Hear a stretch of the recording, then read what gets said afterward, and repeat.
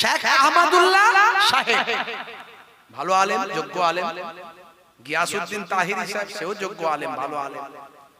শেখ আহমদুল্লাহ সাহেব বক্তব্য রাখতে গিয়ে বলেছে যে নবী পাক সাল্লাল্লাহু আলাইহি ওয়াসাল্লাম 40 বছর বয়সে নবী হয়েছিলেন, তার আগে নবী ছিলেন না। 40 বছর বয়সে নবী হয়েছিলেন। হয়তো পুরোপুরি ক্লিয়ার করেননি বিষয়টা যে 40 বছর বয়সে নবুয়তের স্বীকৃতি পেয়েছেন, কিন্তু কথাটার মধ্যে খুব ভাবনা চিন্তার কথা। যদি তুমি বলো যে 40 বছর বয়সে নবী হয়েছেন, তার আগে নবী ছিল না, তার মানে তার আগে যদি নবীকে অস্বীকার করা হয় নবী ছিল না বলে, তাহলে আল্লাহর কোরআন এবং রাসূলের হাদিসের বিরুদ্ধে চলে যাবে। কারণ আল্লাহর নবী বলেছে, তিরমিজি শরীফের হাদিসের মধ্যে এসেছে এবং অসংখ্য হাদিসের মধ্যে এসেছে, সনদটা হলো সহিহ বলেছেন শেখ আলবানী থেকে শুরু করে আর অন্যান্য তারা যাদের মানেন, এরকম অনেক শেখরা এই হাদিসের সনদকে সহিহ বলেছেন। আল্লাহর নবী বলেছেন যে যখন আল্লাহ রাব্বুল আলামিন আমার নবুয়তকে সৃষ্টি করেছেন, নবুয়তকে পয়দা করেছেন, তখন হযরতে আদম নবীর জাসাদ তৈরি হয়নি, হযরতে আদম নবী সৃষ্টি হয়নি। তার আগে আদম নবী যখন ধুলো মাটির মধ্যে ছিলেন, তার আগে থেকে আমি নবীকে আল্লাহ নবুয়তের দান করে দিয়েছেন, আমি নবীকে নবী হিসেবে কবুল করে নিয়েছেন, আমাকে নবুয়ত দিয়েছেন। তাহলে যদি অস্বীকার করা হয়, কোরআন মাজিদ আল্লাহ রাব্বুল আলামিন আমার নবীকে বলছেন, হে নবী মনে করুন, স্মরণ করুন। কি স্মরণ করবেন? ওয়াইজ ক্বালা রাব্বুকা লিল মালাইকাতি ইন্নী জাইলুন ফিল আরদি খলিফা ক্বালু আতাজআলু ফিহা মান ইফসিদু ফিহা ওয়া ইসফিকুদ দিমা ওয়া নাহনু নুসাব্বিহু বিহামদিকা ওয়া নুকাদ্দিসু লাক ক্বালা ইন্নী আ'লামু মা লা তা'লামুন। হে নবী স্মরণ করুন, সেই দিন নবীকে বলছেন স্মরণ করুন, সেই দিন ওয়াইজ ক্বালা রাব্বুকা, যেদিন আপনার রব বলেছিলেন, যখন আপনার রব বলেছিলেন। এখানে আল্লাহর নবীকে আল্লাহ উদ্দেশ্য করে বলছেন, তার মানে যখন আল্লাহ বলেছিলেন, আপনার রব বলেছিলেন কাদেরকে? মালাইকাদেরকে, লিল মালাইকাতি, মালাইকা ফেরেশতাদের।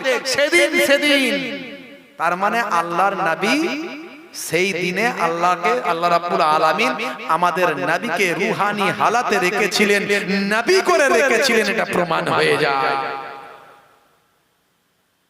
এরকম অসংখ্য দলিল আছে যার দ্বারা প্রমাণ হয় যে আমাদের নবী পৃথিবীর শুরুতে আল্লাহ রাব্বুল আলামিন সৃষ্টির সবকিছু তৈরি করার আগে আমার আপনার নবীর নূরকে তৈরি করেছিলেন। কিন্তু 40 বছর বয়সে নবুয়তের স্বীকৃতি দিয়েছেন। এই মুফতি তাহিরি সাহেব খুব কড়া কথা বলে দিয়েছেন একদম আহমদুল্লাহ সাহেবকে দিতে, বাংলাদেশে তোলপাড় চলছে। আপনি তাহলে আল্লাহর কোরআন রাসূলের হাদিসকে অস্বীকার করেছেন, তাহলে নবী কি আগে নবী ছিলেন না? 40 বছরের আগে কি নবী ছিলেন না? আমার নবী জন্মের পরে হালিমার ঘরে, মা হালিমাতুস সাদিয়ার ঘরে যখন তার বাচ্চাদের সঙ্গে বাইরে বের হতে, মা হালিমাতুস সাদিয়ার কন্যা বলে, যখন মা বলছেন যে এত রৌদ্রের তাপে তোমাদের ওই কুরাইশ ভাইকে কেন বাইরে নিয়ে যাও, তখন হালিমাতুস সাদিয়ার কন্যা দুধ বোন সেই সময় বলছেন, মা আমাদের দুধ ভাইকে নিয়ে যেখানে যায় এক টুকরো মেঘ দুধ ভাইয়ের মাথায় ছায়া করে দেয়। জোরে হবে না? সাধারণ মানুষ হলে ছোট্ট বাচ্চা অবস্থায় মাথায় ছায়া হতো। নবী সাধারণ মানুষ ছিলেন না। মা আমিনা বলছেন, সাধারণ মায়েরা যেমন পেটে বাচ্চা থাকলে কষ্ট অনুভব করে, আমি আমিনা কোনোদিন কষ্ট অনুভব করি না। শুধু তাই নয়, দয়ার নবী মায়ার নবীকে খ্রিস্টান পাদ্রী যখন আল্লাহর নবী শামে ব্যবসা করতে যাচ্ছিলেন 12 বছর বয়সে চাচা আবু তালেবের সঙ্গে, সেই সময় খ্রিস্টান পাদ্রী চিনে নিয়েছিল আল্লাহর নবীকে। তখন বলেছিল এই বাচ্চা হবে আখিরি জামানার পয়গম্বর, এই বাচ্চা হবে ভবিষ্যতের সমস্ত নবীদের ইমাম, এই বাচ্চার বিরুদ্ধে অনেক শত্রু, আপনি যাবেন না, আপনি শামে যাবেন না, ফিরে চলে যান, যান ফিরে নিয়ে চলে যান। সেই শিশু অবস্থায় ছোট বয়সে আল্লাহর নবীকে তারা চিনতে পেরেছিল, স্বীকৃতি দিয়েছিল। আল্লাহর নবীর ছোট বয়সের অনেক মুজিজা আছে, নবী যদি ছোট বয়সে নবী না হতেন এই মুজিজাগুলো আসতো কোথা থেকে? জোরে বলুন সুবহানাল্লাহ। যেদিন দয়ার নবী পৃথিবীর জমিনে এসেছে, বিশ্বের সমস্ত ভাই আমার মুশরিক বাদশাদের সমস্ত সিংহাসন থরথর করে কেঁপে গেছে, সমস্ত জায়গার আলোগুলো প্রদীপগুলো বন্ধ হয়ে গেছে, পৌত্তলিকতাবাদীদের ভাই আমার পুতুলগুলো সব পড়ে গেছে। এই রকম অলৌকিক ঘটনা অসংখ্য ঘটেছে দয়ার নবী যেদিন পৃথিবীর জমিনে এসেছিলেন। বন্ধুরা আমার, তরুণ যুবকেরা আমার, গিয়াসউদ্দিন তাহেরি সাহেব খুব বলে দিয়েছে। আবার যদি শেখ আহমদুল্লাহ সাহেব একটু ক্লিয়ার করে বলে দিতেন যে নবুয়তের স্বীকৃতিটা প্রকাশটা ঘটেছে 40 বছর বয়সে, তাহলে আর কোনো কথা থাকতো না।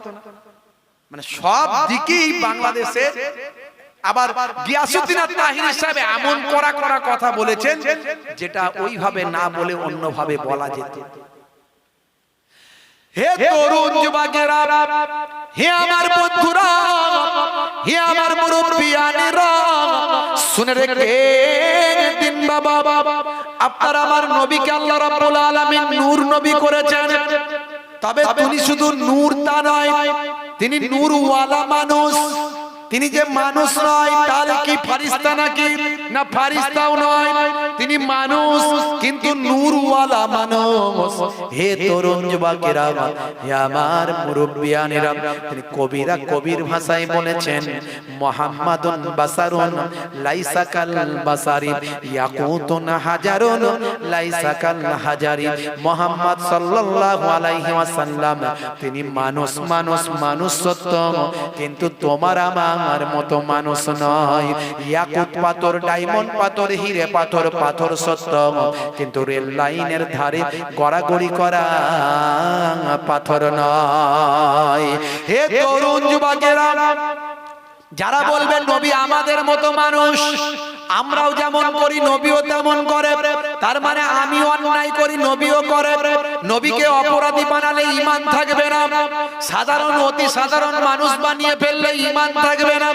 হে তরুণ যুবকেরা, রাসূলের শান মর্যাদাকে ছোট করলে, রাসূলের ইজ্জত সম্মানকে যদি কেউ ছোট করে থাকে তার ঈমানটা নষ্ট হয়ে যাবে। কারণ রাসূলের সম্মানের কথা আমার আল্লাহ কোরআন মাজিদে বলে দিয়েছেন। হে দুনিয়ার মানুষ শুনে রেখে দাও, রাসূলের সামনে যখন কথা বলবেন, লা তারফাউ আসওয়াতাকুম ফাওকা সাউতিন নবী, তোমরা নবীর সামনে যখন কথা বলবেন তোমাদের কথাটা আস্তে আস্তে বলবেন, জোরে যেন না হয়ে যায়। সাবধান সাবধান, ইয়া আইয়ুহাল্লাযিনা আমানু, হে বিশ্বাসী বান্দারা শুনে রেখে দাও, যদি তোমরা আমার নবীর শানে বেয়াদবি করো, নবীর শানে তুচ্ছ করে ফেলো, আনতাহাবাতা আমালুকুম ওয়া আনতুম লা তাশউরুন, তাহলে তোমাদের আমলটা কোনটা দিয়ে বেরিয়ে চলে যাবে টের পাবে না, বুঝতে পারবে না। নামাজ নামাইসি হয়ে যাবে, দাড়ি টুপি আট ভাটাইজের হয়ে যাবে, কাজে কিছু লাগবে না। হে তরুণ যুবকেরা, হে আমার বন্ধুরা, শেখ আহমদুল্লাহ সাহেবের বক্তব্যটা ক্লিয়ার করা দরকার ছিল। তাহলে মানুষের মধ্যে বিভ্রান্ত আসতো না। আর যদি তিনি সত্যি মনে করে থাকেন যে 40 বছরের আগে নবীর নবুয়ত ছিল না, নবীর মর্যাদা ছিল না, সাধারণ মানুষ আমাদের মতোই এইভাবে যদি মনে করে 40 বছরের আগে নবী আমাদের মতো সাধারণ মানুষ হিসেবে ছিলেন, তাহলে কোরআন এবং হাদিস পাক থেকে প্রমাণিত হয় আল্লাহর নবীর শান মান ইজ্জতকে অস্বীকার করলেন। আল্লাহর নবীর শান মানে ইজ্জতকে যদি কেউ অস্বীকার থাকে করে, তার ঈমান থাকবে না। হে তরুণ যুবকেরা, কিতাবের মধ্যে দেখতে পাওয়া যায় মাইয়ুতির রাসূল ফাকাদ আতা আল্লাহ। আল্লাহ বলেন যে আমার রাসূলের ইতাআতটা করলো, গোলামিটা করলো, সে আমি আল্লাহ আমার গোলামি করলো। জোরে হবে না? জোরে হবে না? সেই রাসূলের সম্মান আল্লাহর পরে এখানে কোন রকমের কোনো ভেজাল ঢোকানো যাবে না, কোনো ভাবেই রাসূলের মর্যাদাকে ছোট করা যাবে না।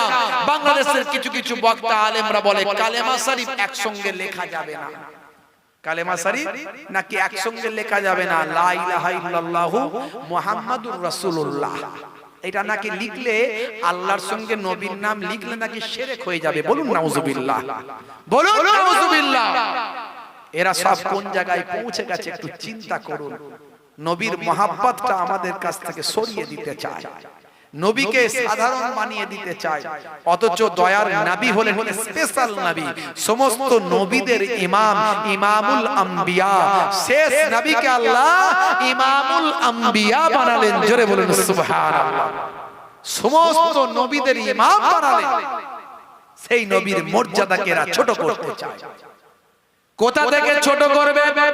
কালেমা শরীফ থেকে নবীর নাম কেটে দিতে চাও, আজানে কি কাটতে পারবে? আজানে আশহাদু আল্লা ইলাহা ইল্লাল্লাহ আছে না নাই? আশহাদু আন্না মুহাম্মাদার রাসূলুল্লাহ, রাসূলের পরে আল্লাহ। এখানে তো আল্লাহ নবীর নামটা আগে করে দিয়েছেন, তারপর শেষে আল্লাহ, আগে আল্লাহ, আগেও আল্লাহ, শেষেও আল্লাহ, মাঝখানে মুহাম্মাদুর রাসূলুল্লাহ সাল্লাল্লাহু আলাইহি ওয়াসাল্লাম। তাহলে আল্লাহ রাব্বুল আলামিন যে নবীকে ভালোবেসে নিজের নামের সঙ্গে যুক্ত করেছেন, জান্নাতের দরজায় দরজায় যে নবীর নাম, আজানের সুরে সুরে যে নবীর নাম, কোরআনের পাতায় পাতায় যে নবীর নাম, ঈমানের হৃদয়ে যেই নবীর নাম, আল্লাহর লাউহে মাহফুজে যে নবীর নাম, সেই নবীর নামকে যদি কোনো মোল্লা মৌলবী ছোট করতে চায়, সেই নবীর নামকে যদি কোনো মোল্লা মৌলবী কেটে বাদ দিতে চায়, সেই নবীর নামকে সম্মানকে যদি কেউ খাটো করতে চায়, ওই মৌলবী আর মৌলবী থাকবে না, ও হবে ইবলিস শয়তানের চাস্তো ভাই। কথা ঠিক না ভুল? জোরে বলে।